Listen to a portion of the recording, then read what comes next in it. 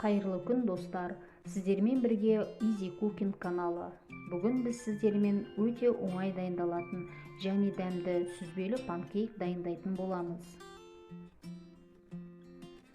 Ол үшін ыдысқа 150 грамм кефир, 2 жұмыртқа,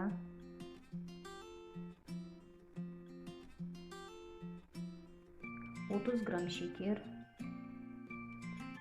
шымшым тұз салып, жақсылап араластырамыз.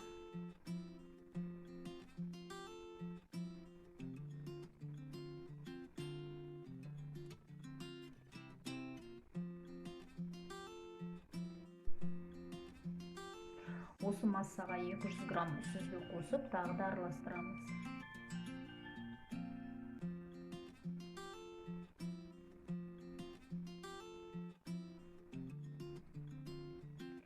Енді 1 шай қасық қоқсытқыш қосылған 70 грамм ұн қосамыз. Барлығын жақсылап қозғаймыз.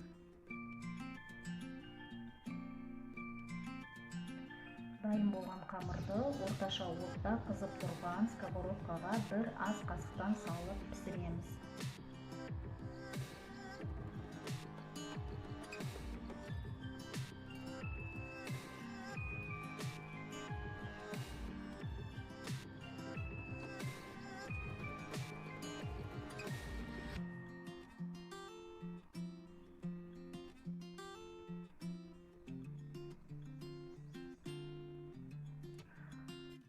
Ыдыстың бетін жауып, қамыр көтерілгенше, асты қызарып піскенше ұстаймыз.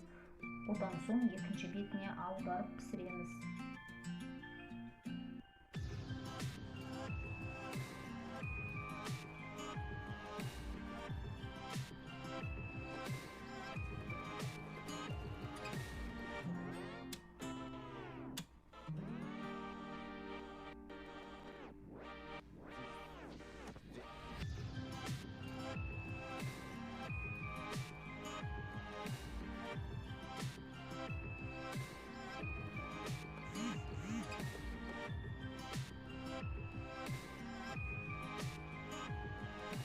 Осылайша панкейкті пісіріп аламыз.